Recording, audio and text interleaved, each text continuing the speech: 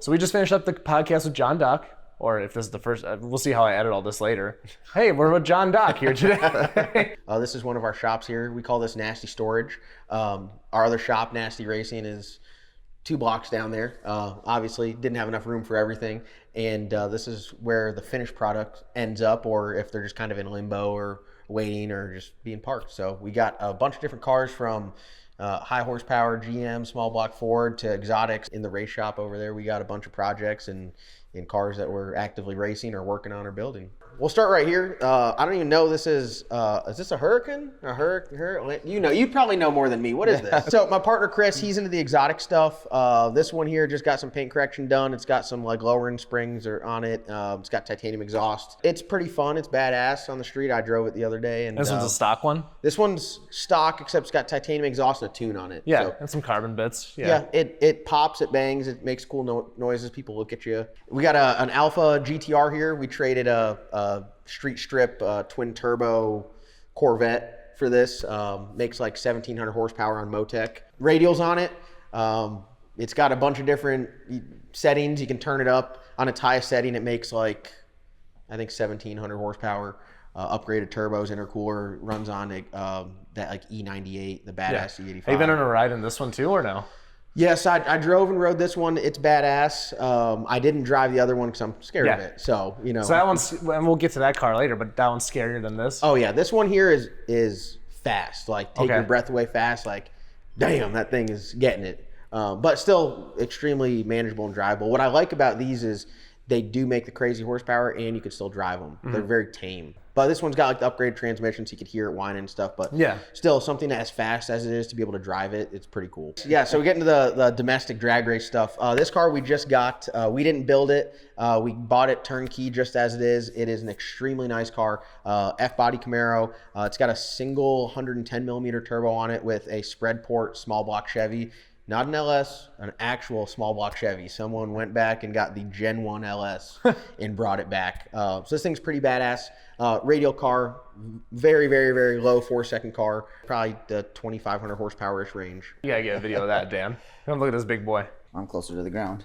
Yeah. Other than Dave, our average height on our crew is about like 5'8". So you fit in here perfect. Yeah. Just looks so nice. Yeah. So this is a obviously Fox body Mustang, rare small block Ford. So this has got a Shelby block. I forget what heads, but they're Higgins heads. It's got some Higgins heads, and all you small block Ford guys will know. Higgins heads. They love that shit. Hey, you identify as a Ford guy, though. Yes, I am one of them now. This is class legal for PDRA Super Street, so it's heavy. It's got some weight in there. It's got an 85 millimeter turbo, class legal, and this is a class car. It's built to run the Super Street class, which is on slicks on a marginal racetrack. Car will go 450s, 460s, 160 miles an hour, and this is it is what it is. Fox body. Factory style rear suspension on a 28-inch slick. So pretty straightforward. Both of these cars actually are on Big Stuff. So we love working with Ben over at Big Stuff. Great ECU. And these cars go fast, both on methanol. And this is like your drag specific cars. You push them to the staging lanes, you make your pass, push them back, cool them off. Do you have a smart car?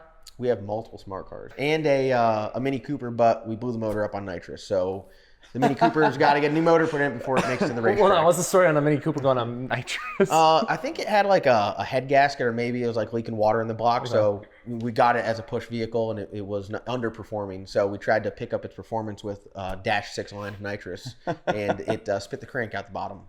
So new motor coming soon whenever I find one on Facebook. And then this one, which is also for sale, by the way. This is for sale. This is a pretty historic car if you were into the GM scene. It was the world's fastest trailblazer for a while. Came off the showroom floor, got like 3, 4, or 5,000 miles put on it, turned it into a race car. It's got an 850 circuit cage, 4 Kirky seats, nitrous bottles in the back. It used to be a nitrous car. Now it's a turbo car, because what isn't? It's got a T-Cam Performance 440-inch LSX with all pro heads, Rossler 400s, 9-inch. It's got a 94 millimeter turbo. So probably on just boost alone, it'd probably make about 1,800 horsepower, but they left the nitrous plumbed on it. So badass. It's on Bogarts, super clean. Street car, radiator, drive it around, go to the racetrack. Probably it'll go 490s, 480s, I would assume, with that kind of horsepower.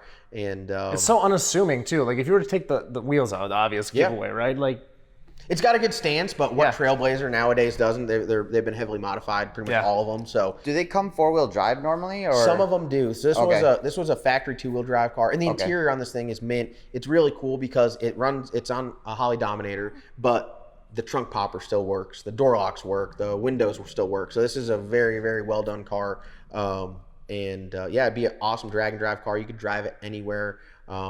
And then take it to the track. C5 Z06 Corvette. This has got a Mike Loud 427. I dropped a valve and had to put new heads on it, so you'll have that sometimes. So it's got a set of brand new PRC heads, F1X blower, runs on Pump E85, Holley HP, RPM 400. So it's got the transmission in the back with a ZR1 diff, upgraded axle. So this thing, front to back, head to toe, it's pretty much like as bolt-on as you can get. It's got every upgrade done to it. I'm not going to say it's a 4-second ride, but you guys can just assume it is. But this will be for sale here shortly. Just raced it maybe 2-3 weeks ago, went to the semifinals of street car class. Oh, okay. Drive it around. It's got exhaust all the way out the tailpipe, so it fits a bunch of classes. I will say it is very loud. So that Pro Charger stuff is no joke. You got any keys? Or we can fire it up. Yeah. Listen, don't judge me. It's going to squeak the belt. I'm a turbo guy, right? Yeah. But if you can get over the belt squeak, it'll be all right.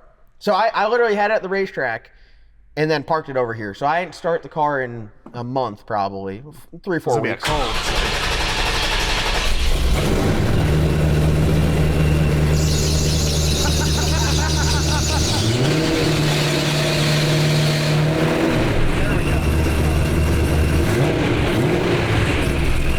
Yep. So I think the squeak is louder than the exhaust. It's so embarrassing. I can't get rid of it, so it just lives with it. But yeah, it's pretty cool. It's got a bolt-in cage with swing-out door bars, the black and red interior, no radio. They took the AC out of it, and we actually traded a car for this one. So I ended up with it, and we made some minor upgrades just to make it go a little bit faster at the track, and it worked great. Kevin at TCAM Performance tuned it. Yeah, I mean it's badass for something that you can. I literally went to the racetrack, we tested it, I drove it home that night, went back the next day, drove it in the gate for the race, went to the semifinals, drove it home. It's pretty cool. Any car that you can go fast as this thing goes, and still drive it around, I think it's a pretty cool car. So you're gonna have to tell people what this stuff is, because I really don't even know. I don't know what this stuff is. So this is like the Chris side of things. Yep. He's into the Lambo stuff. He's good friends with Alex at Sheepy Race. So that's why we got a bunch of Sheepy stuff here. He just got this one back. I got these wheels off Facebook for him, and I think one's bent, so he's mad at me for that. But hey, built motor, twin turbo, air-to-water intercooler. It's got a bunch of different tune-ups on Motec. He gave me a ride. It was about, he said 1,400 wheel, but he has some other tune-ups that go way more. Okay. This thing is insane, like truly insane. This feels like the Pro Mod on the street, and you're just sitting there like no cage, no nothing, just hauling ass. And he was in the throttle for a few seconds, and I was like, holy. Yeah. Never felt anything like it in my life. So it was, especially like on the street, bro, absolutely insane. And like the GTR was fast. This thing put it to shame. It's pretty cool. You still drive it around, which I didn't ask you. What do you run your like race cars on? Methanol. Methanol. Yeah. VPM1. That's the gold standard for me. Or like the Corvette E85, I run it right at the pump. I go to Sheets, fill my up, pour it in there, we're good to go. You guys have trouble finding E85 down here or not really? No, every Sheets. It's probably flex fuel tuned, I suppose, huh? So it doesn't really. Yeah. No, I live life on the edge. Yeah. I'm just saying it's E85, and whatever it is, you know. So I've had really good luck with that, so I just don't change it up. These are both badass. They make like 700 horsepower from what I'm told. Yeah. With big brakes. So, and then do you know what this is? But yeah, this is an F8. These are really freaking sweet twin turbo V8 Ferraris. And then that's also a Sheepy built R8, I think, right? Yeah, that's a twin turbo Sheepy deal. That one I think is a lot more tame. That's a bit much. This one is like more like hop in it, drive to dinner. Sounds great, twin turbo, looks cool. It's so crazy hearing a Pro Mod guy be like, that's a bit excessive. It's a little much for me, I'm not gonna lie. I would reel it in, but. Is it just because like you experienced it like on the street sort of deal? Is that part of the craziness? I'm a terrible passenger. Okay. So like I built a race car that's got 2 seats in it, and I refuse to ride in it. Right. So I'm a good driver. I think I'd probably be more keen to driving it than riding in it, but I won't ride in it ever again. We were on this road here going out of town, and he laid into it one time, and I was hitting him on the arm. I was like, all right, brother, I got it. You sent the message, I received it. Well, sweet. You want to head over to the shop? Don't judge me, the shop's kind of messy. We've got guys out working storms, kind of a little bit chaos here. So I guess we'll start off with this absolute gem right behind you. I guess my dream car, my daily, my 97 Cobra, 4.6 built motor, Kenny Bell, 420 to the wheels. Had to detune it because we blew up the first motor. We bought it off my buddy for like 2,500 bucks. It was sitting behind his shop for years. It overheated, so we put a radiator in it, and we immediately went on hot rod power tour. So we drove it from here to, I mean, hell, we were all the way up in Indiana. We put like 4,000 miles on it in a week, and it got us back home. So it's kind of one of those things where just go buy a piece of shit car and do hot rod power tour with your buddy. My buddy Scott, he builds all of our motors here. And he was like, hey, I'm gonna do hot rod power tour in this hand-built like buggy that he built in like the late 90s. And he's like, go and find something. So we found that, and like the motor was already hurt. We put a radiator in it so it'd stay cool, try to overheat. We're at every event every day doing like autocross and drag racing, just hoping it doesn't break because we don't know how we're gonna get it home. And it was one of the most fun. Like we camped out one night, we didn't get a hotel, so we went to Walmart and bought tents. And it's one of those things like just go do fun with your friends, and we had a blast. Bought it for $3,000. I didn't plan on putting a motor in it, so $7,000 later with a motor and install and all the other stuff. Yeah, it got out of hand pretty quick. This is our newest purchase, another Cobra 4-valve. I couldn't go to Mustang Week alone, so I had to get Chris something to join me with, and I figured the 4-valve is the best motor ever created. So a little whopping 300 horsepower coming in here, brand new clutch. I'm a big like find these for $3,000 that need a little bit of work. This one needed a transmission put in, but you know, I had a spare because I broke one out of mine. So we got this sucker, put my transmission in it, and we're roadworthy. So it came with some slicks, some drag radials, and we're ready for Mustang Week now. We wouldn't have the Coyote without this thing. So No. we got to start somewhere. This is like the small block Chevy to the LS. Yeah. Right. This is the Gen 1. If you can't tell, I love the late '90s muscle cars. 99 F-body Camaro. It's sitting out here because I put a new set of wheels and tires on it. Went to do a burnout in the rain and broke the drive shaft. So it's just been sitting here for about 3 months. I got a 460 cubic inch LS with a Holly Terminator to go in there. Just, you know, 800 horsepower NA street car. That's gonna be really fun. Yeah, that was a like deal. Perfect little street cruiser. Yeah. Badass. I got dart block, mass black label heads, like way over the top for NA build. But I figured if it's something that I'm gonna drive around and kind of like showcase like what we do, it's got to be badass. And That's gonna be sick. so we got all the parts to put it together, and all we got to do is just put the motor in and put it together and get to work. So project coming. As you can see, we did hot rod power tour in this twice. Yep. So big hot rod power tour guys. They do a different route every year in 5 days, 5 different cities, and they do something different. So they'll do autocross at one, a road course, they'll do drifting, they'll do a drag race, and it's a rolling car show essentially. So it's pretty cool. We have a blast doing it, and we've done it the past 2 years. One of our smart cars, push vehicle. It's a Brabus too. Yeah, this thing's badass. Got a tune-up in there. It's pretty strong. We have a couple of these. We use them solely as push vehicles. It's like a badass golf cart that you can take to the store if you're at the racetrack. I think they're the best push vehicle out there. We've wrecked a couple of them, but they're hanging on for dear life. How'd you wreck them? We just hit things in the road. Okay. It's, you know, potholes can send you off the road if you're not paying attention. 90% of the cars that we have when we're racing them, they have no radiators. So they have a push bar. You push them to the starting line. You make your pass. They drive the smart car to the top end, hook you up, bring you back, cool it off. Yep. So they serve a purpose. They're great because if you're at the racetrack, you have to leave. You can do that as well. Yeah. So you'd be surprised how many groceries you can fit in this thing. I actually was in the back of one of these, like hanging on for dear life, like stuffed myself in the trunk, so I know how that goes. Yeah, that's like a magic trick to get you in the back of one of those. We were running a pro mod race last night, big dog at Piedmont, so we got back at 1 a.m. I got to wash the rig, so I parked it out front. 03 Peterbilt, 379. It's got like a 700 horsepower cat in it, 18 speed. It's on air ride, stretched a little bit, so you can't run good unless you look good, you know? I saw this in one of the videos and I was like, damn, man, that thing is pretty badass. Yeah, it's, I got the truck from Missouri. It smells like cow still. It was a working truck. The trailer just got wrapped by Jason up in Pennsylvania, Full Throttle Signs and Graphics. Did an amazing job. 56-foot champion trailer. So this thing's massive. You pull into the track with the Jakes on, and everyone's like, who is this guy? And it's us, you know. So the trailer's got living quarters in it, bed and bathroom, car storage up top, garage in the back. So this is like the dream setup come true. So it's a blast. So we're taking this to Norwalk, Ohio next week. Yeah. We have a bunch of Ford trucks around. We use them all for work. We use this for some work. The toters we use as mobile command center, so everything does serve a purpose. That's why we honestly have so much stuff. When a hurricane comes around, it looks like a ghost town here, which is so funny. Really? Yeah, everything's gone. Everything's out working. So we do obviously use them for play, but they all do serve a purpose with work. All right, come on out to Squatted Truck Depot. Yeah. Squatted truck. Yeah, if you're rolling by and you got a squatted truck, we have some wheels for you. You got some snowflake reps and everything like that. Don't mind the mess. We've been racing a bunch, had stuff come in. All the totes, we own Alliance Racewear, so we do custom fire suits and everything like that. That's what all the totes are. We just were at an event, had everything all set up, so haven't redisplayed everything. We call it Nasty Speed and Performance.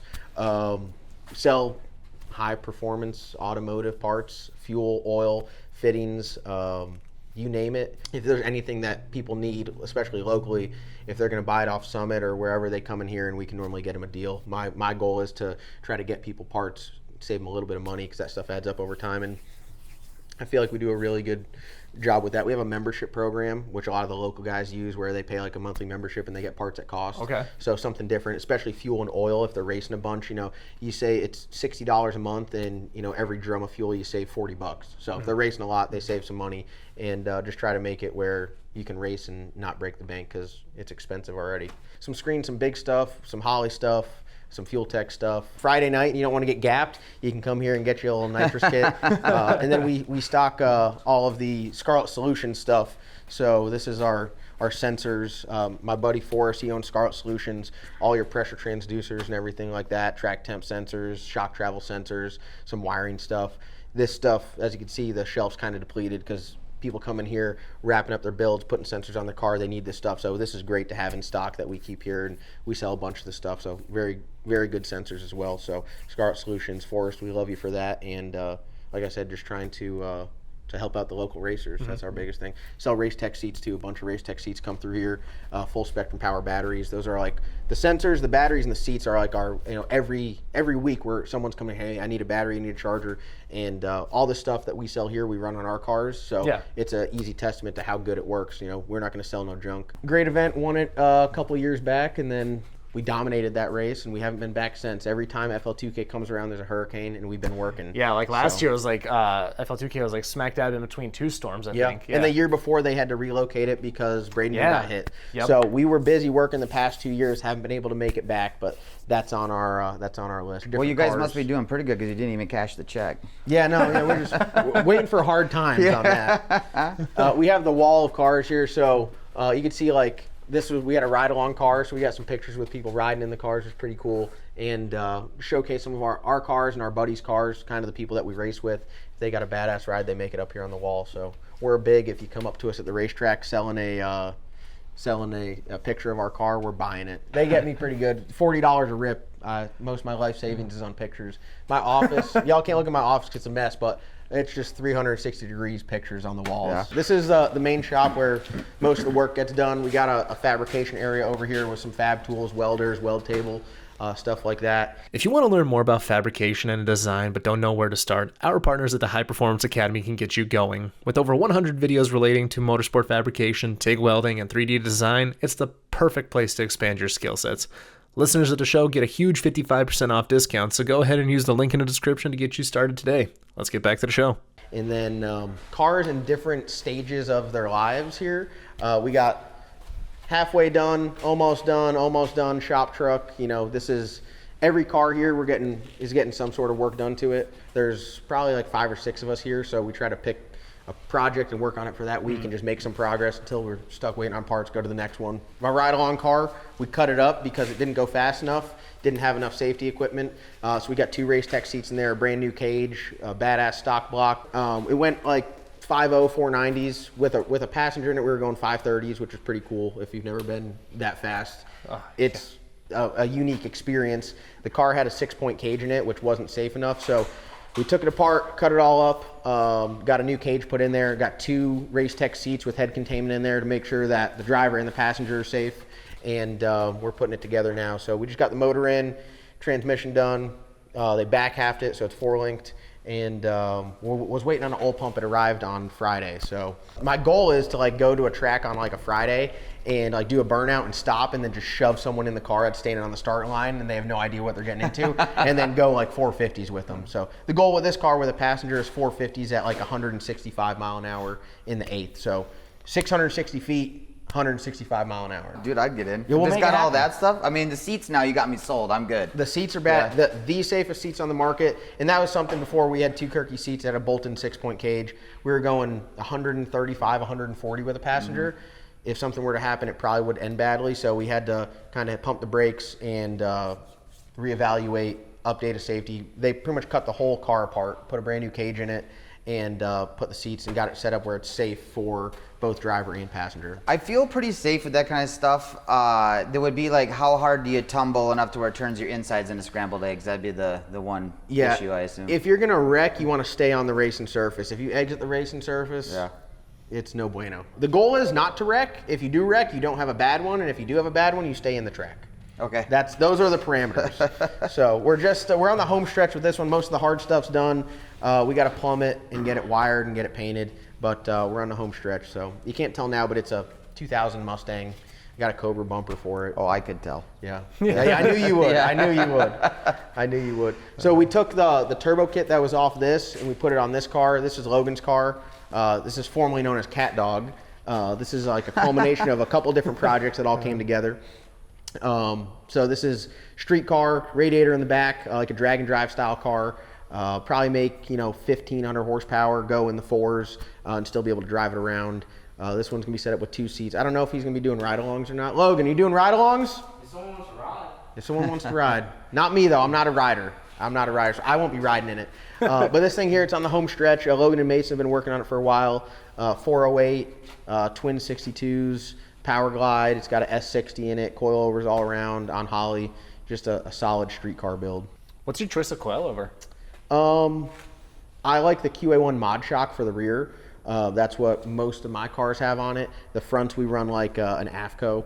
I think they all do pretty good. The mod shock, the QA1 mod shock, I like because you never have to send it off to get revalved. They sell valve packs and you can just pop them in as you go. So if the shock's too loose and you go all the way tight, you could just pop another one in and you got more clicks to go.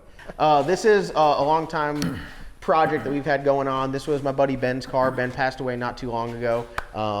And Chris ended up with the car and we're gonna get it finished. This car is called Eddie Murphy. It was on my channel 6 years ago. This was the one I almost wrecked and got it redone, got a cage put in it, got torque boxes, built the rear end, built the turbo kit, put a stout motor in it, another drag and drive style car. You could drive it to the racetrack or in the street car class, E85.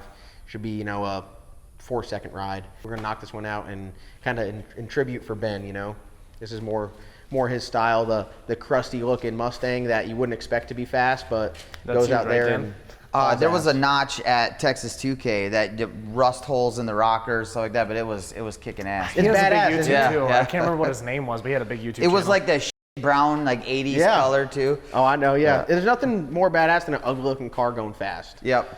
This is our shop truck. Looks ugly. It doesn't really look like much. It's got a 408 cubic inch LS with a ported Kong blower, 4L80, and kind of gonna go with like the sleeper build. But my big thing is if we do anything, we got to go pick up a motor, do it in something cool. This is my first Kong blower ever, so I'm not a big supercharger guy as far as like the LS stuff goes, but I've heard good things about them. We're looking to make like 700 horsepower to the wheels. I think if you had a 700 Want to get you a ladder, buddy? No, I was just gonna let him know. Like, I don't want to tell you to do your job, but I think that fuel pump's put in wrong. The fuel pump? Yeah. What fuel pump? Isn't this it right here? Oh, yeah. Yeah, actually, that's not, yeah. Good Yeah, find. just, I'm about to mark my notes. We have to remount fuel pump. Yeah. Yeah. This is in the process of getting built. So we got the motor in there, got the transmission in there. Got to put the fuel pump in there, as you can see. But it's just like the little challenges like this. We had custom headers built from our buddy James at Hippie Fab. So one-off headers that go to 3.5 inch.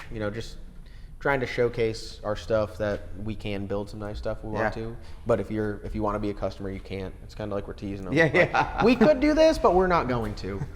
Where it all started, the Cowro. Like I said, it kind of sits in the corner here collecting dust.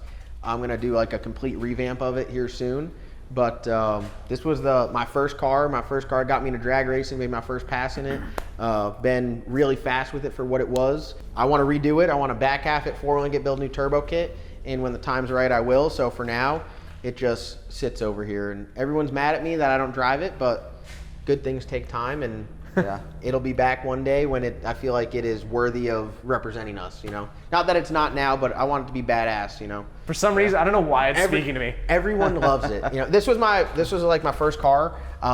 When it had the turbo and it had a 400 in it, it was my only car. So I'd drive this to class, I'd drive it to the golf course. This was my vehicle, and everyone thought I was crazy. I'd drive it to school, and then I'd go to the racetrack and run 590s with it.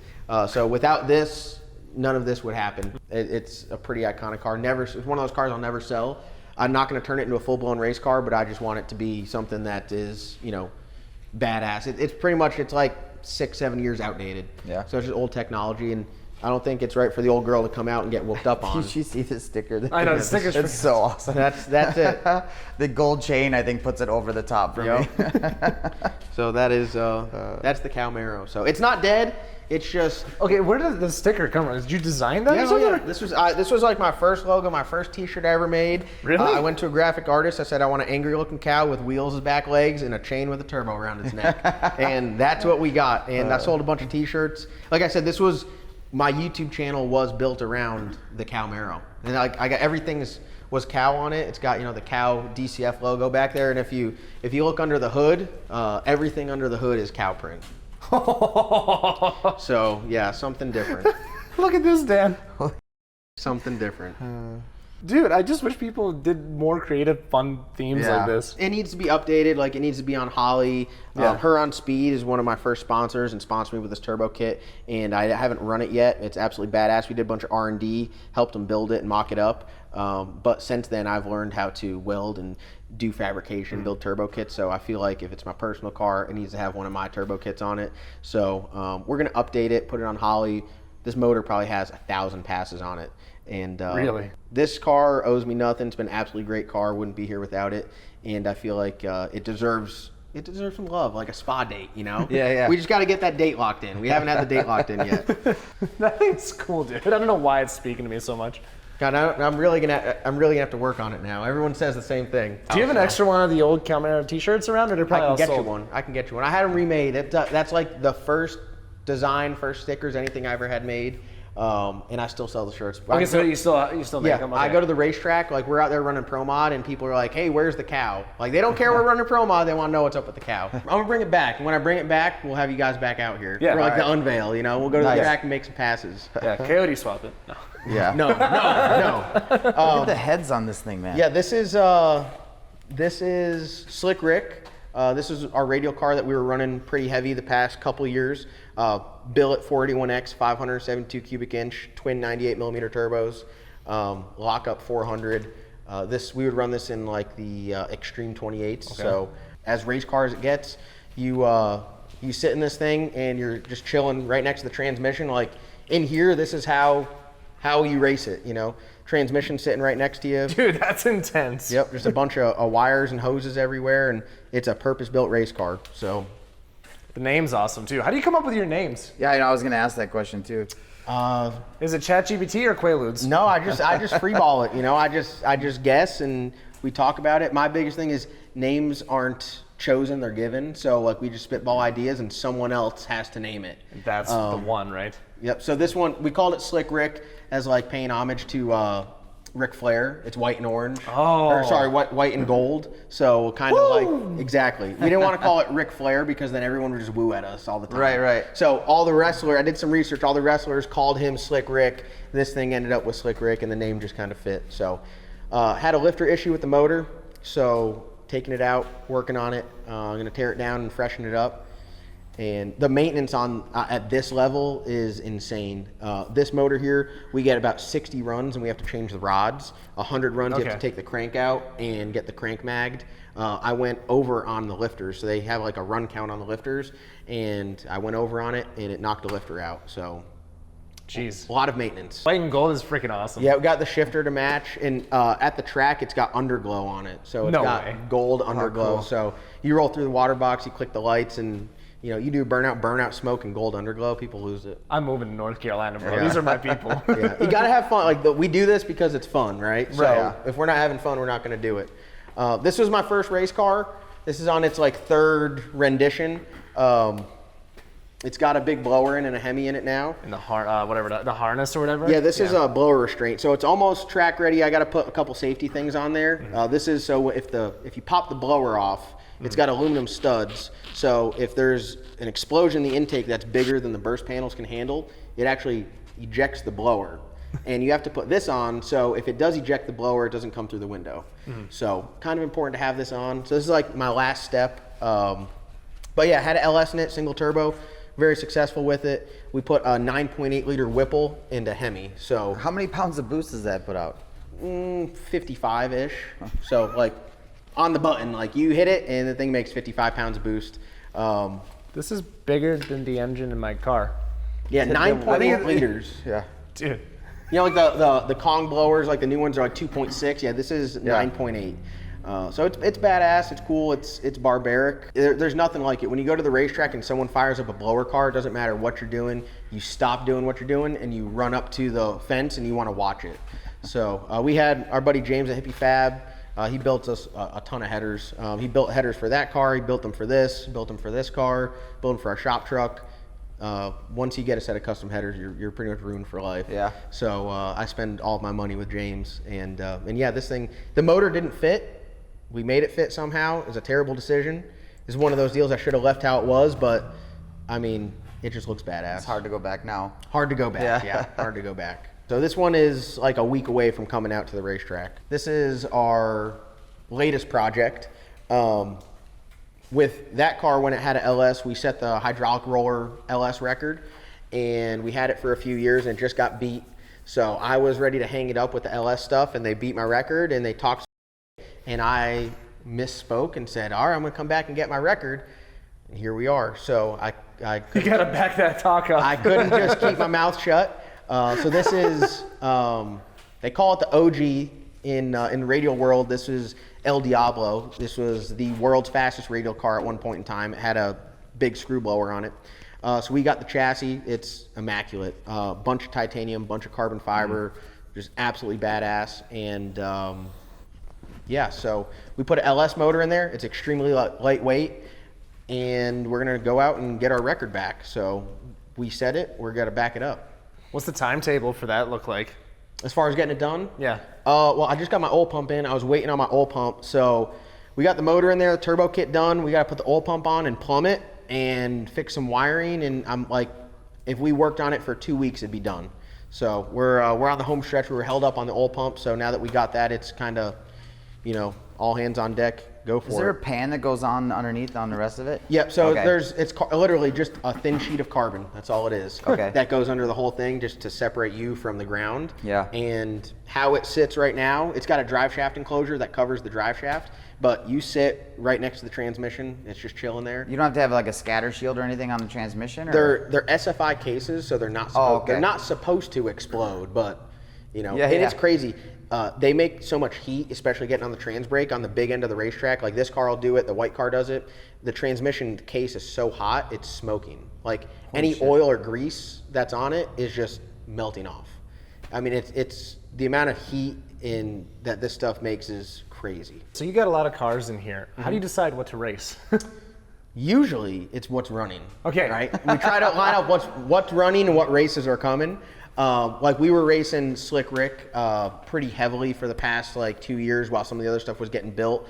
Now that Slick Rick's down, the Black Sheep with its new configuration will kind of take its place till we get its motor back.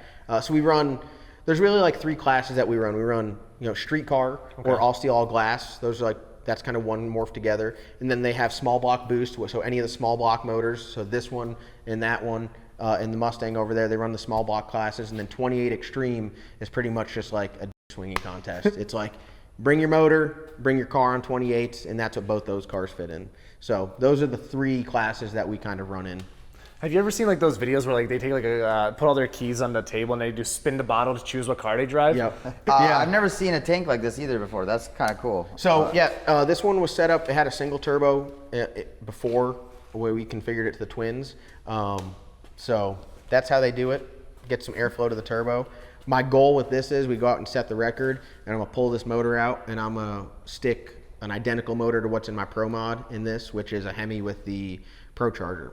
So I think that they got that combo pretty sorted out. I love the turbo stuff, but a little bit inconsistent compared to the blower stuff. So I'm gonna trade in a little bit of horsepower for some consistency. So, but this one here, I built this turbo kit in-house. This is my latest turbo kit. Did all titanium exhaust, mounted the turbos back there. And this car here is extremely lightweight. How light are we talking? With me in it, race ready, it should be sub 2,200 pounds. Holy sh! So very, very light. So when we set the record with an identical engine combo, a single 98 millimeter turbo in that car, we weighed 2,850. So we're gonna be, 550 pounds lighter. That's nuts. Hopefully. It's gonna be heavier than 2,200, more than likely, but all of our numbers read right now, we should be pretty good. So once you put a little bit of weight on it, you got to add stuff to get your percentages right, we'll probably be, 2,300-ish. So this one here, up in the air, we're almost done with this. This was our, the last car we brought to PRI. This is the Bad Apple. Someone called it 2.0. The first one was wrecked. The only thing that was salvageable out of it was the motor and the transmission. Everything else was junked. So it was Chris's car. We found another Fox body, and I built the turbo kit, fuel tank, did all this stuff, putting it back together to get him a car back. So extremely lightweight. You'll like this. It's a big cubic inch small block Ford with billet heads. Okay. So big horsepower, 3,000 plus out of a small block. Holy shit. And it's badass. So right now we have it set up with like a class legal turbo on there, but I have a much larger one to stick on there to get to that 3,000. But yeah, this is as far as small block racing goes, this is it. Super lightweight, carbon front end, carbon doors. Yep. Okay. Drive shaft enclosure. And then see everything's just thin piece of carbon separate you from the racetrack. So these are those QA1 mod shocks that are pretty cool. We rock those and make some clicks back here, make some adjustments. This one's a 28-inch tire car, so it runs on small tires. And wow, that's freaking cool. I guess I've never really seen these up close like this before. Yeah, that's why I had to take a look. I don't see them underneath of them very often. Yeah. So what's crazy with all the radial stuff is as they go down track, they separate. Yeah. So with just manipulating your bar angles, you can get separate harder, not as hard. You can make it wheelie, not wheelie. So how do you make those adjustments? So like this one here is a factory style. So it's factory 4-link, so unequal length bars. So you got all these holes here that change your instant center height and length, and that pretty much dictates how the car is going to act. So if you shorten or lengthen the instant center, you can make it pick up on the front end more. You can make it separate the ass more. So it is confusing as hell. Yeah. A lot of math goes into that to figure out what you need, and every car is different. So well, also you're talking about like after every run, you have to decide what changes you want to make. So if you change too many things at once, 100%. You get out in left field, you get lost. So like these cars there, you can go and look at the shock data, and you can say, hey, it's separating too hard, and you can move the bars, the 4-link bars, like up and down, and it will make it act completely different. Okay. So you can go out there, I can leave the tune-up exactly the same. It can go out there and try to flip over backwards and wheelie, and I move the bar a quarter of an inch, and it won't wheelie anymore. Okay. So a lot of people think drag racing is, oh, you're just driving the car down track. It is so precise. It's more about setup rather than just, We're talking about moving 30 pounds from the front of the car to the back of the car to move your weight percentages around. Your instant center, your center of gravity changes. You put 3 gallons less fuel in the front, fuel tanks are up front, it changes your percentages. So it's got to be very, very dialed in to be consistent and be fast. A lot of work to do, and that's it, man. I thought you'd have more cars here. Yeah, we got our hands full. So the goal is to get all these cars done and sitting at the other shop, and then come Friday, we go to the racetrack. We kind of do what you say. What do we want to race today? Yep. So. Well, it's crazy to see a shop full of cars like this and them not be customer cars. Like that's the crazy part. Yeah. No customer cars in here. Obviously some of the crew guys, they got their cars here. That doesn't count. I guess I wasn't really paying attention that closely. So which ones are not yours in here right now? So this is Chris's car, the Bad Apple. And we're rebuilding this because the one that he had that was done got wrecked. Yep. This one here is like a combination. I own the powertrain in it. The Black Sheep, we just it ends up just being like a partnership. Like he owns the blower, I own the motor and the rest of the stuff. So in some capacity, we both have our hands in pretty much everything. You and Chris? Yeah. Okay. It's just, you know, sometimes he might own the chassis, I own the engine transmission. Right. Sometimes Do I you own guys the engine. like go between who drives it then sometimes? Or? He normally sticks me in them. He'll go out there and make passes all the time. But I will say, everyone wants to be the driver, and the driver's not always the best place to be because you miss out on a lot of the fun. Like, I let Logan drive a bunch of cars, and I almost have more fun on the starting line, kind of like crew chiefing it. You got your headset and you're talking to him, watching him go and make the pass, watching the wind light turn on, being able to celebrate with the guys. That is pretty much, I'd say, equally as rewarding as driving the car. It's just different spots, you know. So Chris likes to hang out and watch and be part of that. And they stick me in the cars. It's hot. It's sweaty. You're sitting there. It's not always the best place to be. So everyone thinks the driver gets all the glory. And I don't necessarily agree with that. It's a big team effort. Every time we go down the racetrack, you win the races here at the shop, 100%. So We've heard that a handful of times too. Yeah, 100%. You work on them, you get them dialed in, you test them, you win the race before you even get to it. And it takes a team. I mean, this is not a one-man operation. No race program. Don't let anyone ever tell you that it's one person doing it. There's so many different companies and people that are involved just to make the car go down the racetrack. It's crazy sometimes. I think that's a good note to end on. Yeah. So where can people find you and or work for you? You can send me an email if you want to work for me. We do storm recovery stuff, johndocrecovery@gmail.com. All my socials are John Doc, so YouTube, Instagram, John_Doc1, and we post a bunch of YouTube videos and Instagram stuff and TikToks of what we do, racing, working, having fun, and yeah. Dan? No, I'm kidding. I'm not going to do the whole outro. Switch. I mean, there's a button you can tap that turns it around too. Sure. Or they have it on Android. I knew it was coming. You green bubble. Well, thanks for tuning in, guys. Hey, thanks for having us here at the shop. Thank you guys for coming. And be sure to check out the full podcast episode as well, even though this is about half the length of the podcast. So, see you guys next time.